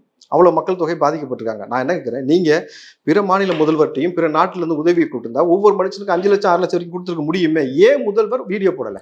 ஏற்கனவே சென்னை வெள்ளத்துல கூட ஒரு சில பிரபலங்கள் வந்து உதவி செஞ்சிருக்கிறாங்க, தானாக முன் வந்து உதவிக்கிட்டு இருக்காங்க.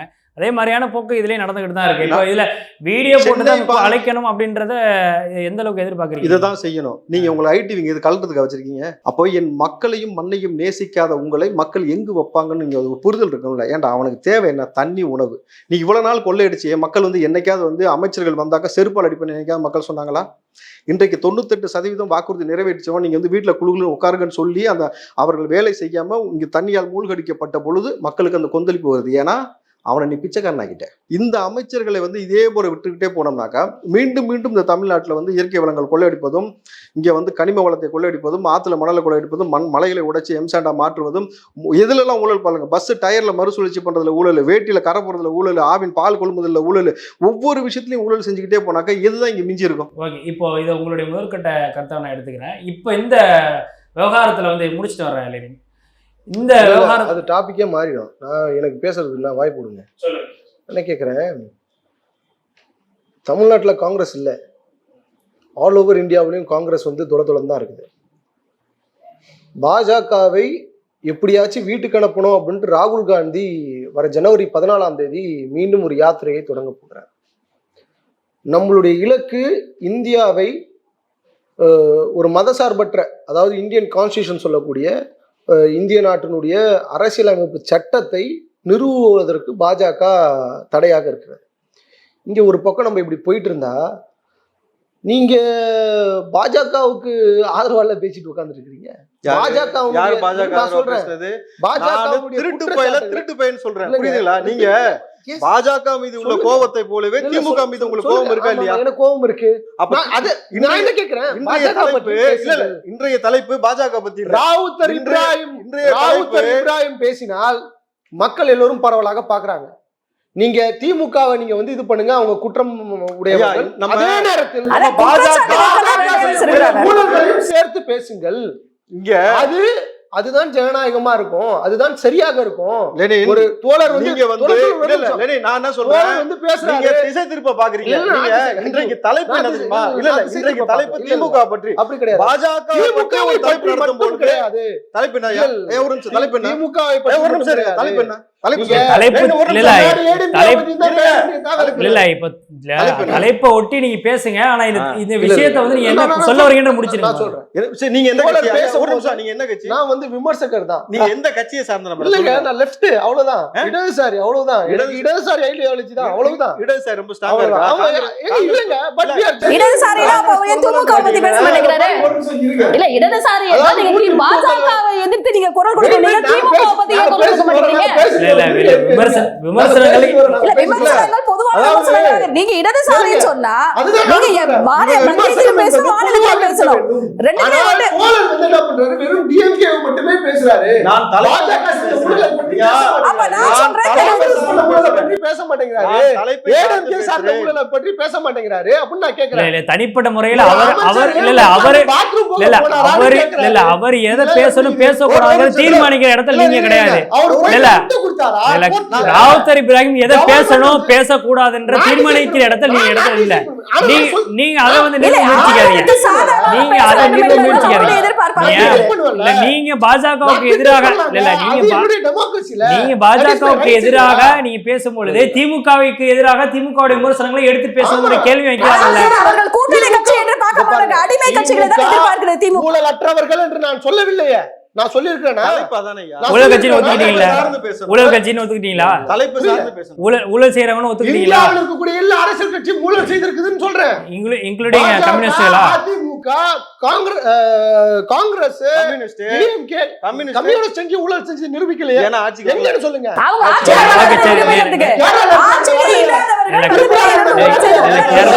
கேரளாவில் இருக்கிறாங்க. சரி முடியும். இல்ல லெனின் டாபிக் மாறி போயிரும். இதுக்கு ஒரு சின்னதா இதுக்கு ஒரு இருங்க.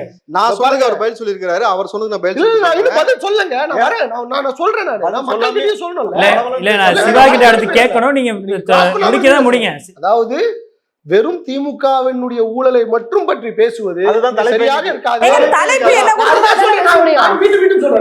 வெறும் திமுக விமர்சிக்கிறதுக்காக ஒரு விவாதமா? ஆமா, திமுகவை மட்டுமே விமர்சனம். திமுக விமர்சனத்துக்கு அப்பாற்பட்டதா? இல்ல விமர்சனத்துக்கு அப்பாற்பட்டதா திமுக?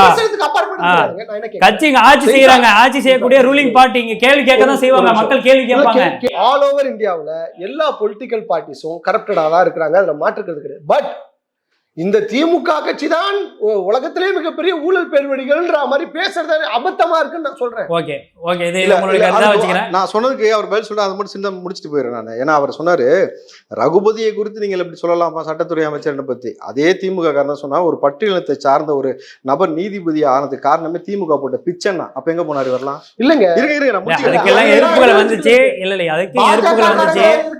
காங்கிரஸ் கட்சிக்காரங்க தமிழ்நாட்டை ஆண்டுட்டு இருக்கும் போதும் சாதாரணமா இருக்கக்கூடிய ஒடுக்கப்பட்ட நசுக்கப்பட்ட மலைவாழ் மக்கள் மேல வரல. அவங்க எல்லாம் யாருக்கு ஆதரவா இருந்தாங்கன்னு தெரியும். திமுக திராவிட கட்சிகள் வந்ததுக்கு அப்புறம் தான் இவங்க வந்தாங்க. அந்த பிரயோகித்த வார்த்தை என்பது தவறு, அதை வந்து கண்டிக்க கூடியது, அப்படி பேசிக்க கூடாதுன்றதை நான் ஏத்துக்கிறேன். ஆனா இந்த விஷயம் இவங்க திராவிட கட்சிகள் தமிழ்நாட்டுக்கு வந்ததுக்கு அப்புறம் தான் கீழே இருக்கிற சப்ரஸ்டா இருக்கிறவங்க மேல வரவே ஆரம்பிச்சான். மறுக்க மாட்டாரு. பதிலுக்கு பதில் வளர்ந்துகிட்டே போவோம். அடுத்து சிவாவுடைய கருத்தை கேட்போம். ஏன்னா அவர் மூக்காடு பார்வை பதிவு செஞ்சிருக்காரு. இல்ல எல்லாருக்கும் சமமான நேரத்தை கொடுக்கணும். நான் அவர்கிட்ட முடிச்சுக்கிறேன். நான் பேசும்போது திரும்ப அவர் பேசுறாரு. ஒரே விஷயம் அவர் சொன்னாரு, இவருடைய கட்சி உங்க கட்சி என்ன சொன்னீங்க கம்யூனிஸ்டா? கேரளால யாரும் ஆட்சி செய்றாங்க. நீங்க கேள்வி கேட்டீங்கன்னா பதில் தொடரும். நீங்க விஷயத்தை சொல்லுங்க முதல்ல. கேரளால இவர் கட்சி தான் ஆட்சி செய்து நாங்க நேர்மையா இருக்கோம்ன்றாரு. அங்க போற கவர்னர் ஆளை விட்டு அடிக்க வைக்கிறாங்க, கார் மேல தாக்குதல் நடத்துறாங்க. கவர்னர் பேட்டி கொடுக்குறாரு. இவங்க ஜனநாயகம் எப்படி சரி, ஓகே. நடத்துறாங்களா? இது லெனின்கான பதில் நான் எடுத்துக்கிறேன். இப்போ சிவா அவர்கள் சொல்லுங்க. இப்போ தொடர்ந்து பிஜேபி உங்களை நெருக்கடி செய்யுது அப்படிங்கிற விஷயத்த முற்கட்டமாக நீங்கள் பதிவு செஞ்சீங்க. பிஜேபி ஆட்சியில் இருக்கிறனால தான் நீங்கள் நீதிமன்றங்களே வந்து இந்த அளவுக்கு தீர்ப்புகளை வழங்குறாங்கிற ஒரு துணியை தான் நீங்கள் பேசுகிறீங்க. அது ஒரு உள்நோக்கம் கற்பிக்கக்கூடிய விஷயமா தான் இருக்குது. ஆனால் இந்த விவகாரத்தில் உள்நோக்கம் கற்பிக்கக்கூடாது, நியாயமாக தண்டிக்கப்படக்கூடியவங்க தண்டிக்கப்படுறாங்க. இன்னும் சொல்லப்போனால் இந்த திமுகவுக்கு ஒரு சில விஷயங்கள் ஆதரவு தெரிவித்து லெனின் அவர்களே சொல்கிறாங்க எல்லாருமே கரெக்டாக தான் இருக்கிறாங்க அப்படின்ற விஷயத்தை பதிவு செய்கிறாங்க. அப்போது இங்கே வந்து பொன்முடி அவர்களைப் போல திமுகவை சேர்ந்தவர்கள் இந்த மாதிரி தொடர் ஊழல்களை பண்ணுறாங்கங்கிற ஒரு குற்றச்சாட்டு வரும்பொழுது, அதற்கான முகாந்திரங்கள் இருக்கும் பொழுது அவர்கள் மீது நடவடிக்கை எடுக்கிறது என்ன தவறு? அதாவது இந்த புரிதலே மிகப்பெரிய தவறு. அது காரணம் என்ன சொன்னால், மாண்புமிகு அமைச்சர் திரு பொன்முடி அவர்கள் திட்டமிட்டு தண்டனை குற்றவாளியாக நிரூபணம் செய்யப்பட்டார். இருங்க. எதற்காக இதை சொல்லுகிறேன் என்று சொன்னால், நீண்ட நெடிய வருடங்களாக திமுக அவர்கள் மீது திட்டமிட்டு எந்த நீதிமன்றத்தால் அவர்கள் தண்டிக்கப்படவில்லை என்கிற ஒரு நிலைமை இருக்கிறது. ஆகவே அதை இவர்கள் அந்த திமுக அமைச்சர்கள் மீதோ அல்லது திமுக கட்சி மீதோ அந்த பொறுப்பாளர் மீது இந்த கரையை சுமத்தி பாருங்கள் திமுக ஊழல் குற்றவாளி, நீதிமன்றத்தால்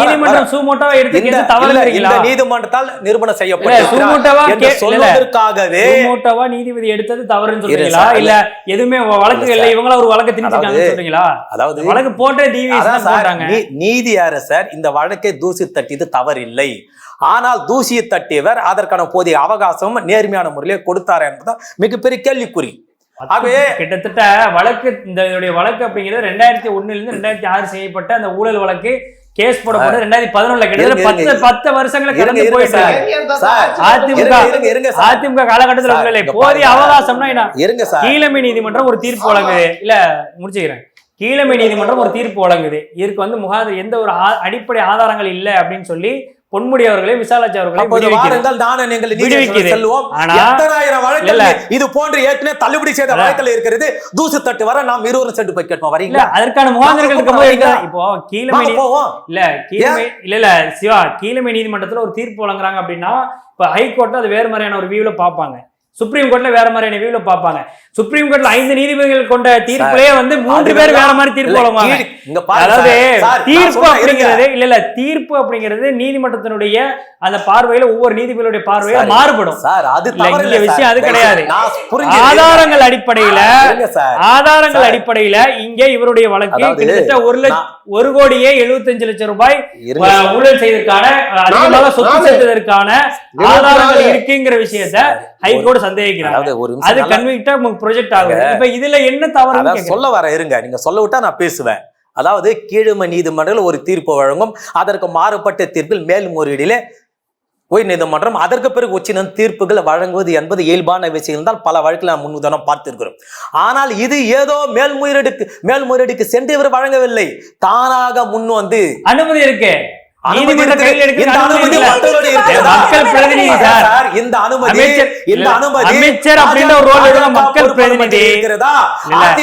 முன்னாள் அமைச்சர் மீது இருக்கிறதா? லஞ்ச ஒழிப்புத்துறை எடுத்து நடத்திய இந்த வழக்குல முகாந்திரம் இருக்கு, இதுல வந்து ஏதோ ஒரு முறைகேடு நடந்திருக்கு, ஆதாரங்கள் முறையா சமர்ப்பிக்கல அப்படிங்கிற ஒரு குற்றச்சாட்டு அப்படிங்கிற ஒரு சந்தேகம் ஹைகோர்ட்டுக்கு இருந்திருக்கு. அந்த அடிப்படையில தான் இந்த கேஸை சுமோட்டோவா எடுத்திருக்காங்க. அப்போது நீங்கள் என்ன செய்திருக்க வேண்டும்? வர சார் என்ன தெரியுமா செய்திருக்க வேண்டும்? இதை கீழமை நீதிமன்றம் முடிவுக்கு கொண்டு வந்து இவர் தண்டனை குற்றவாளி அல்ல என்று விடுதலை செய்யப்பட்டார் அல்லவா? அந்த நீதி அரசின் மீது சந்தேகப்பட்டு கொடுக்கப்பட்ட தீர்ப்பின் அடிப்படையில் சந்தேகப்பட்டு தான் நீங்கள் தானாக முன் வந்தீர்கள். முதலில் யாரை குற்றவாளி பட்டியலில் சேர்த்திருக்க வேண்டும்? அந்த நீதி அரசை நீங்கள் சேர்த்தீர்களா?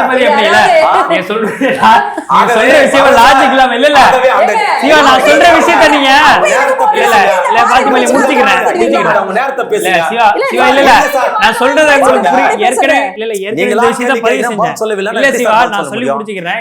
சொல்லி முடிக்கல சார். பேச விடுங்க. நீதி அரசரை எப்படி பேச விடுங்க. ஆகவே ஏற்கனவே கீழமை நீதி அரசு கொடுக்கப்பட்ட அந்த விடுதலை என்பது அது நியாயமான முறையில் கொடுத்ததின் காரணமாக இவர்களை பொறுத்து கொள்ள முடியவில்லை. நீதி அரசு நீதி அரசு யாருடைய ஊதுகுழலாவோ யாருடைய பின்பலி தீங்கக்கூடிய நபராக இருந்த காரணமாக திமுக திமுக அரசு மீது, தமிழ்நாடு அரசு மீது இந்த ஊழல் குற்றவாளி ஒருவர் நிரூபணம் செய்யப்பட்டு இந்த தீர்ப்பு வழங்கியதாக கேள்வி கேட்டாங்க, இவ்வளவு கேள்விகள் கேட்டாங்க, இவ்வளவு குற்றச்சாட்டுகள் முன் வச்சாங்க. ஆனா பொன்முடி அவர்கள் மேல எந்த ஒரு வழக்கும், இது வழக்கு நிரூபணம் செய்யப்படல, இது பொய்யான வழக்கு, இது ஆதாரம் இல்ல அப்படின்ற ஒரு விஷயத்தை ஒரு ப்ரூஃப் கூட உங்களால கொடுக்க முடியல. அதற்கான ஆதாரத்தை உங்களால சமர்ப்பிக்க நீதிபதி குற்றவாளி தண்டனை கொடுத்து ஒரு குற்றவாளின்னு அறிவிக்கப்பட்ட நீதிபதி மேல நீங்க உள்ள கற்பிக்கிறீங்க. அப்படி பார்த்தா எல்லா கட்சிகளுக்கும் நீதிபதிகள் இருக்கிறாங்க. இந்திய மக்கள் எடுத்து கொடுக்கப்பட்ட அந்த தண்டனை விவரம் நியாயமா கொடுத்திருக்கிறாரா? நீங்க நான் சொல்றது நீங்க இன்னும் புரிஞ்சுக்கலன்னு நினைக்கிறேன். நான் புரிஞ்சுக்கிட்டேன். ஒவ்வொரு நீதிபதியுடைய அந்த பார்வை மாறும், ஒவ்வொரு நீதிபதியினுடைய அந்த வழக்கினுடைய தீர்ப்பு விசாரணைங்கிறது மாறுபடும். எல்லாரும் ஒரே மாதிரி தீர்ப்பு கொடுக்கப்பட்ட அந்த தண்டனை என்பது உண்மை என்று சொன்னால் ஏன் மேல்முறையீட்டில் அவர் விடுதலை ஆகிறார். அப்பதான் நீதியரசர் தவறா கொடுத்தாரா? நான் சொல்றது நீங்க முழுமையா புரிஞ்சுக்க நினைக்கிறேன். நீங்க இப்ராஹிம் சொல்றாரு இல்ல, இப்ப அவர் சொன்னாரு இல்ல, நீங்க அப்புறம் இப்ராஹிம் போனீங்கன்னா அப்புறம் எனக்குரிய நேரம் இல்ல, நீங்க முடிச்சது ஏதோ சொல்ல வர்றாங்க, மூணு பேர் மட்டும் தான் இல்ல சொல்ல வர்றாங்க, ஏதோ சொல்ல வர்றாரு. அதுக்காக நானும் சொல்ல வந்தபோது எங்களை நிறுத்துறீங்க நீங்க. பாத்திமா இல்ல இது அவர் ஏதோ சொல்ல வரும்போது நிறுத்துறீங்க நீங்க. இல்ல இப்ராஹிம் அவர் முடிச்சிட்டு நீங்க சொல்லுங்க, நீங்க தொடருங்க. சரி, இப்போ இங்க மாறி மாறி போயிட்டு இருக்குது டாபிக் விட்டு. இப்ராஹிம் அவர்கள் சொன்னது போல டாபிக் மாறி போயிட்டு இருக்கு. திமுக என்பது என்ன கட்சி? ஆரம்பத்துல இருந்து பாத்தீங்கன்னா நான் சொன்ன மாதிரி இது ஊழலுக்கு எதிராக, இது தமிழ்நாட்டில் அதிமுக உருவாக காரணமாக இருந்த ஊழல் கட்சி தான் திமுக. ரெண்டாவது விஷயம், சர்க்காரியா கமிஷன்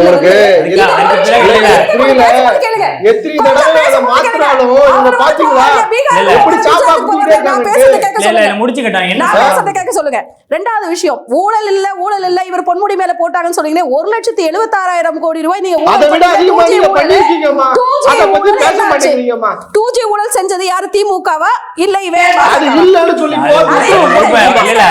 இந்த வழக்குல ஆராசாவே தனித்துவம் அவரே வாதாடி வெற்றி பெற்று வெளியில வந்துட்டாரு. நீங்க அதை பத்தி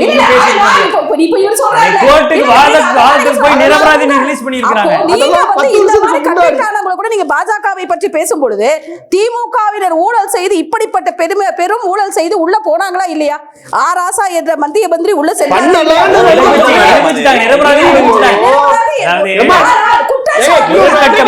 கன்விக்ட் ஆகல, அவன் அப்படி பாஜக அதான் சொல்றாரு அவரு. லெனின் அதான் சொல்றாரு, பாஜக மேல இத்தனை ஊழல்கள் இருக்க, ஏன் நடவடிக்கை எடுக்கல, இவ்வளவு குற்றச்சாட்டுகள் இருக்கு. நீங்க அதுக்கு ஆதாரம் கேக்குறீங்க, அதே ஆதாரத்தை தான் அவங்க திருப்பி கேக்குறாரு. நானும் இப்ப கேட்கிறேன், கொஞ்சம் பேச விட்டா தானே சொல்ல முடியும். கோர்ட்ல நீங்க உங்களை ப்ரூவ் பண்ணிட்டு வெளியில வந்தேன்னு சொல்றீங்க இல்லையா? இப்ப பொன்முடி கேஸ்ல மட்டும் இவர் ஏன் இப்படிப்பட்ட ஒரு தவறான ஒரு அணுகுமுறை, ஏன் நீங்க அப்பீலுக்கு போயிருக்காங்க, அவங்க ஏன் சோமோட்டாவை எடுத்தாங்க, நீதிபதி தண்டிக்க வேணும்ன்ற முறையை மாற்றமான கருத்துக்களை வரிசையாக தெரிவித்துக் கொண்டிருக்கிறார். இப்போ நீங்க இது பாத்தீங்கன்னா எல்லா விஷயத்திலயுமே நீங்க பாத்தீங்கன்னா இன்னைக்கு மக்கள் துன்பப்பட்டு கொண்டிருக்கார். 2021 உங்களுக்கு ஒரு மாற்றம் விடியல் வரும்னு சொல்லிதான் நீங்க வந்தீங்க. ஆனால் இன்னைக்கு மக்கள் டோட்டலா அவங்க பாதிக்கப்பட்டிருக்கிறாங்க. தமிழக மக்கள் டோட்டலா பாதிக்கப்பட்டிருக்காங்க. அவங்க திமுக மேல ஒரு வெறுப்புணர்ச்சி உருவாகக்கூடிய வகையில் அமைச்சர்களுடைய நடவடிக்கை ஜெயிப்போம்,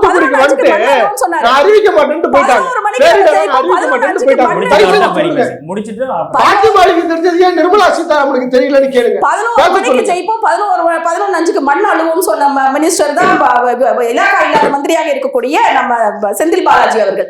இன்னொரு டாஸ்மாக்ல 10 ரூபாய் பிரச்சனை எவ்வளவு பெரிய, அதாவது இதுல என்னன்னு கேட்டீங்கன்னா இந்த ஊழலில் கிடைக்கக்கூடிய பணம், அந்த பணத்துடைய பரிமாற்றம் எப்படி போகிறது சொல்ல முடியாதுங்க. நீங்க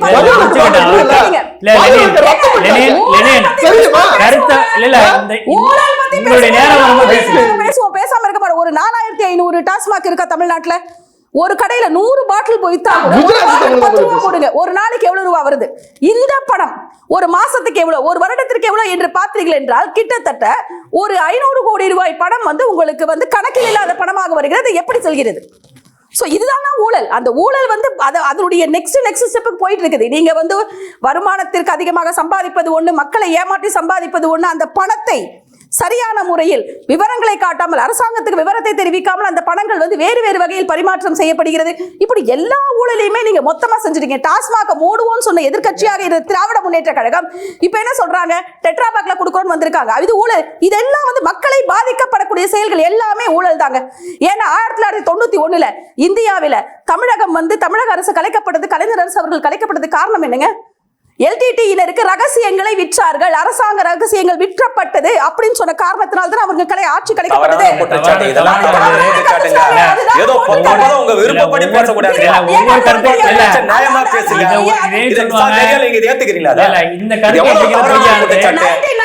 ஆட்சி கலைக்கப்பட்டதற்கான காரணம் என்னங்க? அதற்கான காரணம் பல மாதிரி காரணம் சொல்றாங்க. லஞ்சத்தால் கலைக்கப்பட்டன்ற ஒரு காரணம். எல்லா இந்த ஒரு காரணம் முக்கியமாக அந்த நேரத்தில் பரிமாறப்பட்டதா இல்லை. ஓகே, நீங்க உங்களுடைய பார்வையை நான் வச்சுக்கிறேன். நீங்க சொல்லுங்க. இவர் ரொம்ப நேரமா கேட்டுட்டு இருக்காரு. நீங்க வந்து ஏற்கனவே முன்னதாக சிவா அவர்களுக்கு வந்து ஒரு பதில் சொல்லணும் அப்படின்னு கேட்டீங்க. அந்த பதில் என்ன? தோழர் என்ன கட்சி, என்ன அமைப்பு? தேசிய முன்னேற்ற கழகம் தனியா கட்சி வச்சிருக்காரு. தோழர் என்ன சொன்னார்னா, அதிமுக மிகப்பெரிய ஊழல் செஞ்சிருக்கு, பிஜேபி ஊழல் செஞ்சிருக்குன்னு சொல்லியிருக்காருல்ல. ஏன் இவர் தனிப்பட்ட முறையில் போய் அவங்க மீது வழக்கு தொடரல? இவர் வந்து மற்ற ஆளுங்களை குறை சொல்றாருல, இவர் தனியாக அமைப்பு வச்சிருக்கிறாருல, கட்சி வச்சிருக்கிறாருல, தவறுன்னு தெரிஞ்சிருக்குல்ல, ஏன் ஒரு வழக்கு கூட இவர் சார்பாக பதிவு செய்யல? திமுக செய்யற தவறை சொன்னா மட்டும் இவர் முட்டு கொடுக்க வராரு. அவர்கள் மீது இருக்கக்கூடிய விமர்சனத்துக்கு இவர் ஒரு வழக்கு பதிவு செஞ்சிருக்கணும். ஒண்ணு. ரெண்டாவது விஷயம், அவர் என்ன சொல்றாரு, நீதிபதியும் நீதி அரசர்களையும் இவர் விமர்சிக்கிறார் இல்லையா? உள்ளபடியே இங்கு நீதி எப்படி இருக்கிறதுன்னு ஒரு கேள்வி இருக்குல்ல. கூட்டணி தர்மம் சொல்லி ஒரு வார்த்தை கற்பிச்சு, கூட்டணி என்ன செஞ்சாலும் அது தவறை சொல்லுவதுதான் கூட்டணி தர்மம் தவிர, கூட்டணி செய்யக்கூடிய ஆளுங்கட்சி செய்யக்கூடிய தவறை வந்து கூட்டணி கட்சிக்காரங்க சொல்லவே கூடாது நீங்க கற்பிச்சு வச்சிருக்கிறாங்க. அப்போ இன்றைக்கு நான் என்ன சொல்றேன், நீங்க ஒவ்வொரு ஆட்சி முறை இருக்குல்ல, அதை மாத்தணும். முதல்ல வந்து நீங்க திமுக, அதிமுக, காங்கிரஸ், பிஜேபி, கம்யூனிஸ்ட் எல்லாத்துலயும் நேர்மையான ஆள் இருக்கான், அயோக்கியனா இருக்கிறான். மக்கள் என்ன செய்யணும்னா நேர்மையான ஆளை தேர்ந்தெடுங்க. நீங்க வந்து அதிமுக காரன் இல்ல வந்து பிஜேபி காரன், இவன் வந்து அந்த ஊருக்காரன் இந்த ஊருக்காரன் சொல்றதை விட்டுட்டு, இவன் எலெக்ஷன் அபிடவிட்ல எவ்வளவு சொத்து தாக்கல் பண்ணான், இப்ப எவ்வளவு சொத்து இருக்கு, இவன் களத்துல வந்தானா வரலையா, மக்களுக்காக நல்லது செஞ்சானா செய்யலையா, இவனுடைய செயல்பாடு எப்படி இருக்கு, இதைத்தான் நீங்க பார்க்கணும். இதை நீங்க பாக்குறத விட்டுட்டு நீங்க வந்து தேடி வந்து அதிமுக மட்டும் தான் ஆட்சி செய்யணும், திமுக மட்டும் ஆட்சி செய்யணும், இதுதான் நடக்கும். ஏன் ஒவ்வொரு கட்சியில் இருக்கக்கூடிய நல்ல நபர்களை தேர்ந்தெடுக்க கூட்டாட்சி முறை வரட்டுமே. அப்ப திமுக தப்பு செஞ்சு அதிமுக பார்த்து சும்மா இருக்க மாட்டான்ல. அந்த மாதிரி ஒரு நல்ல நபர்களை தேர்ந்தெடுக்கக்கூடிய கடமையும் பொறுப்பு மக்களுக்கு இருக்கு. இன்னைக்கு மக்கள் வந்து கோவப்பட்டு திமுக களத்துக்கு வந்து இனிமேல் செருப்பால் அடிப்பேன்னு சொல்லக்கூடிய நீங்களும் பொறுப்பை உணர்ந்து நல்லவனை தேர்ந்தெடுங்கள், அப்பதான் நாடு முன்னேறும் சொல்றேன். இல்ல, நிறைவு கருத்தா சொல்றேன், இறுதி கருத்து கிடையாது. நிறைவு கருத்தா என்ன சொல்றேன், நிறைவா சொல்றேன். இல்ல சன்ஃபெஸ்ட் வேணா, நீங்க சாப்பிடுங்க. ஆக்சுவலி என்னன்னா, ஃபாத்திமா அலி பேசி கொண்டு இருக்கும் போது டாஸ்மார்க் அப்புறம் அந்த ஊழல் இதெல்லாம் பத்தி பேசிட்டு இருந்தாங்க. நான் என்ன கேட்குறேன், குஜராத் வந்து ரொம்ப முக்கியமான ஒரு மாநிலம், காந்தி பிறந்த ஊர். 2014 தேர்தலில் எங்க ஊர்ல சாராயமே கிடையாது, நாங்க சாராய கடையே வைக்கல அப்படின்ட்டு பேசுறாங்க. அந்த பேசிதான் ஆட்சிக்கும் வந்தாங்க. தயவு செஞ்சு போங்க, இப்ப அங்க மதுவிலக்கு இல்லைன்னு சொல்லி அறிவிச்சிருக்காங்க, அங்க போயிட்டு கேளுங்க. இந்தியாவிலேயே அதிகமாக சரக்கை வந்து சரக்கின் மூலமாக ஆட்சியை நடத்தி கொண்டிருப்பவர்கள் பாஜக. நான் சொல்லலை, கவர்மெண்ட் சொல்லுது. இவங்க ஆண்டு கொண்டிருக்கக்கூடிய கவர்மெண்ட் சொல்லுது. அந்த விவரப்பட்டியலில் அவங்க சொல்றாங்க. பாஜக இது யூபியில சொல்றேன் நான். ஆமா, யூபியில சொல்றேன், பீகார்ல சொல்றேன். இந்த மாதிரி பல மாநிலங்கள்ல பாஜக தான் டாப் லிஸ்ட்ல பாஜக தான் இருக்குது. ஐயா ஒரு நிமிஷம் சொல்லுங்க. சாராயத்தை வித்தாதான் அவ்வளவு காசு சம்பாதிக்கிறாங்க. ஒரு மஞ்சள் போய் எடுத்துட்டு வந்து நீ கோடி கோடியா கொள்ளடிச்சு பணம் வச்சிருக்காங்க, சொத்து சேர்த்துருக்காங்க. அது எப்படி நீங்க வந்து இப்படி சொல்லுங்க, இப்படி வந்து கேட்டீங்கன்னா நான் என்னத்த சொல்றேன். வரலாறு காங்கிரஸ் எல்லாம் சொன்னா நல்லாவா இருக்கும்? சொல்லுங்க, அதெல்லாம் நல்லா இருக்காது. சொல்லுங்க, நல்லா இருக்காது. காங்கிரஸை பத்தி எல்லாம் சொன்னா ரொம்ப மோசமா இருக்கும். நான் சொல்றேன், இங்க நான் ஃபாத்திமா அலியிடம் நான் வந்து ஒரு கேள்வியை முன்வைக்கிறேன். இவர்கள் உத்தமர்களான்ற நான் கேள்வி. பொன்முடி தப்பானவர், ரைட்டு. நரேந்திர மோடி நல்லவரா, அமித்ஷா நல்லவரா, ஜெய்ஷா நல்லவரா கேட்குறேன். இவங்க கேட்குறாங்க, தமிழ்நாடு அரசு 6000 ரூபாங்க, 6000 ரூபாயை நேரடியாக ரேஷன் கடையில கொடுக்குது, மக்கள் கிட்ட கொடுக்குது. நிர்மலா சீதாராமன் சொல்றாங்க வங்கிகளில் போட்டு கொடுக்க வேண்டியதானே, வங்கிகளில் போட்டு கொடுக்க வேண்டியது. இவங்க ஏற்கனவே பண்ண ஃப்ராடு தரம் தெரியல, இவங்க பண்ண ஊழல். வங்கியில் போட்டால் என்ன நடக்கும், வங்கியில் மினிமம் பேலன்ஸ் வச்சிருக்கணும்னு சொல்லி பிடிச்சி கொண்டு போயிட்டு அதானிகிட்ட கொண்டு போய் கொடுத்துருவாங்க. கிங்ஃபிஷர்னு ஒரு வியாபாரம் பார்த்துட்டு இருந்தாங்க, தெரியுமா? ஏரோப்ளேன்லாம் வச்சிருக்கீங்க, அவங்கள தப்பிக்க வச்சுருவீங்க. நீங்கள் தான் அத கூட இப்ப சன் டிவி நிறுவனத்தை சார்ந்த தயநிதி மேல விலைக்கு வாங்கிட்டேன்னு நினைக்கிறேன். அப்படியா? ஸ்பைஸ் செட்னு மாத்திட்டாங்க. அதுலயும் பயங்கர கலெக்ஷன். அதுவும் கலெக்ஷனா? ரைட்டு, நல்ல தகவல் தோழர், நன்றி. இப்போ பாஜக காரர்கள் ஒன்றும் உத்தமர்கள் கிடையாது. மக்களை திசை திருப்புவதற்காக இவர்கள் என்ன பண்றாங்க, இன்னைக்கு திமுகவை டார்கெட் பண்றாங்க. ஏன்னா இன்னைக்கு திமுகவை டார்கெட் பண்ணாதான் பிஜேபி தமிழ்நாட்டுல சர்வே ஆக முடியும் அப்படின்ற அந்த நிலை வந்து இன்னைக்கு வந்துருச்சு. ஏடிஎம்கே வந்து கூட சேர்த்துக்க மாட்டேங்குது சார். காங்கிரஸ் எப்படி எதிரிதான் தெரியும்ல. திமுக கூட திடீர்னு ஒரு கால்குலேஷனே இருக்கு. இன்னைக்கு எஸ்டிபிஐன்ற ஒரு அமைப்பு எங்க போயிடுச்சுன்னா ஏடிஎம்கே கிட்ட போயிட்டு மாட்டிக்கிச்சு சார். மாநாடு நடக்குது. முன்ன வந்து வேல்முருகனை கூப்பிடுவாங்க, திருமாவளவனை கூப்பிடுவாங்க, இடதுசாரி கட்சிகளை கம்யூனிஸ்ட் கட்சிகளை கூப்பிடுவாங்க, எல்லாரையும் கூப்பிட்டு ஒரு மாநாடு வந்து நடத்துவாங்க. ஆனா இன்னைக்கு எடப்பாடி பழனிசாமியை ஏன்னா இஸ்லாமியர் விடுதலை செய்வேன்னு சொல்லிட்டு திமுக எங்களுக்கு எதிராக 4 முறை அஃபிடவிட் தாக்கல் செஞ்சிருக்கு. 161 சட்டத்தை பயன்படுத்தி இவரை ரிலீஸ் பண்ண முடியும். ஜவஹர்ல இவருக்கு முட்டு கொடுத்துட்டு இந்த மாதிரி அவருக்கு விரோதிகளாக திமுகவினரும் எதிரிகளாக அதிமுகவினரும் தான் இஸ்லாமியர்களுக்கு இருக்கிறார். நீங்க ஒண்ணும் பண்ண மாட்டீங்க, நீங்க அமைதியா இருங்க, நீங்க அதை பத்தி பேசாதீங்க. விடுதலை இஸ்லாமியர் விடுதலையை பற்றி பேசாதீங்க, விடுங்க. நீங்க பேசக்கூடாது, நீங்க பேசக்கூடாது.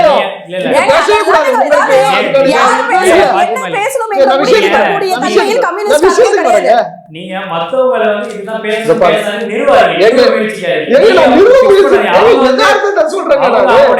பாருங்க.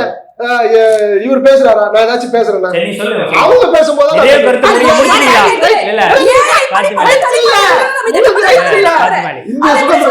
இந்திய சுதந்திர போராட்டத்திலயோ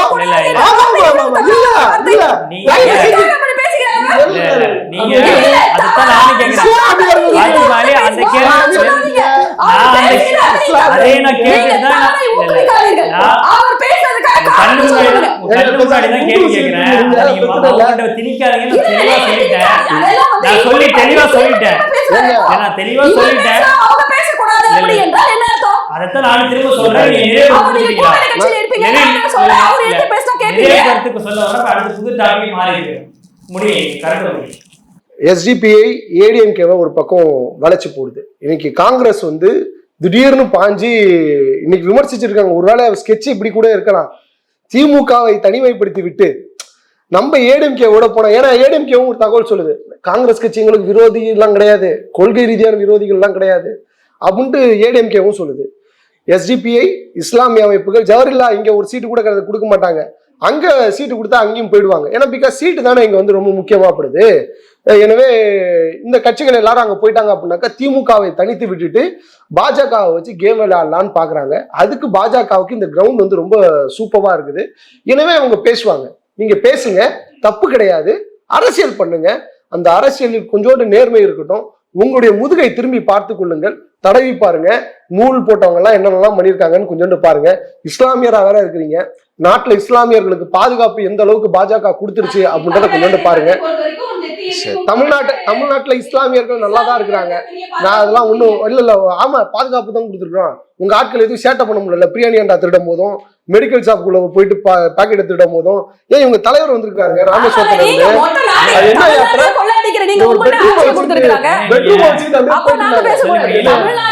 யாத்திரை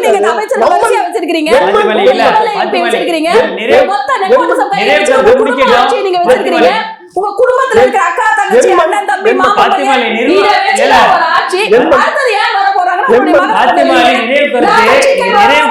என்னுடைய குடும்பத்துல கட்சிக்கு வர மாட்டான்னு சொல்லுவாங்க. நான் வந்து சினிமாவில் நடிக்க போறேன், கட்சிக்கு வர மாட்டேன்னு அவரை வச்சு நீங்க எம்எல்ஏ நிக்க வச்சு நீங்க பொறுப்பு அமைச்சர் பொறுப்பு கொடுத்தீங்க. முடிக்கல. என் மண் என் மக்கள்னு சொல்லிட்டு பெட்ரூம் வச்சுட்டு வண்டியிலேயே போச்சு. அந்த இதுல நீங்க பாத்துருந்துருப்பீங்க, இஸ்லாமியர்கள் எல்லோருமே கடையை சாத்திட்டாங்க ராமநாதபுரத்துல.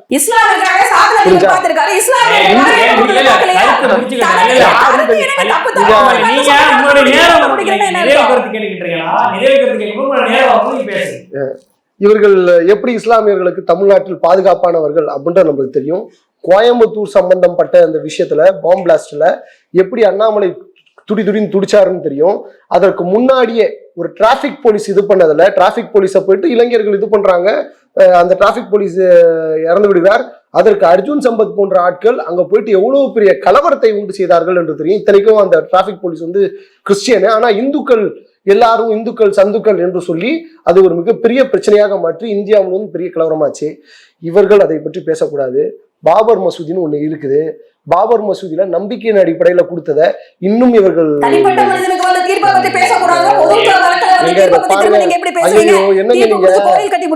எது பேசல அவருடைய நிறைவு கருத்தை சொல்லிட்டோம். முடியல.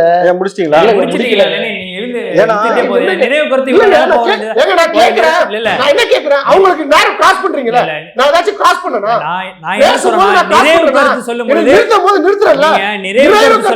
அவங்க பேசுறாங்க. எல்லாத்துக்கும் பதில் சொல்லிட்டு இருக்க வேண்டியது.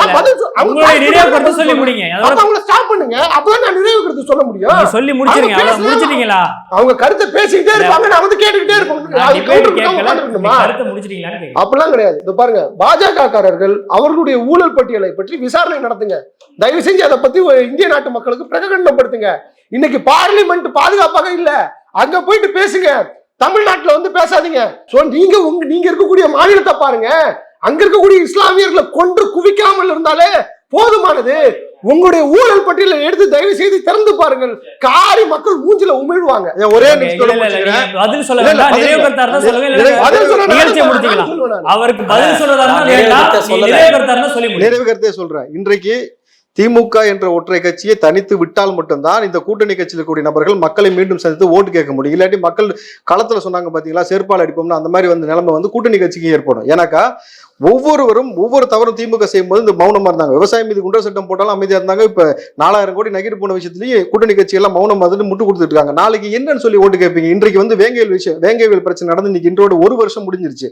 இது வரைக்கும் அதுக்கு ஒரு நியாயம் கிடைக்கல. அப்ப வேங்கையல் பிரச்சனையில இருந்து இது வரைக்கும் எந்த தீர்வும் கொடுக்காத இந்த திமுக அரசாங்கத்தை தனித்து விட்டால் தான் காங்கிரஸ், கம்யூனிஸ்ட், மார்க்சிஸ்ட், விடுதலை சிறுத்தை, தமுமுக, இந்தியன் யூனியன், வைகோ போன்ற எல்லா நபர்களும் ஓட் பேங்கிங் கிடைக்கும். அப்படி இல்லைனாக்கா நீங்க ஒட்டுமொத்த பேர் கட்சியை கழிச்சுட்டு அங்கதான் போய் சேரணும். ஏன்னா மக்கள்கிட்ட என்னன்னு சொல்லி ஓட்டு கேட்பேன்.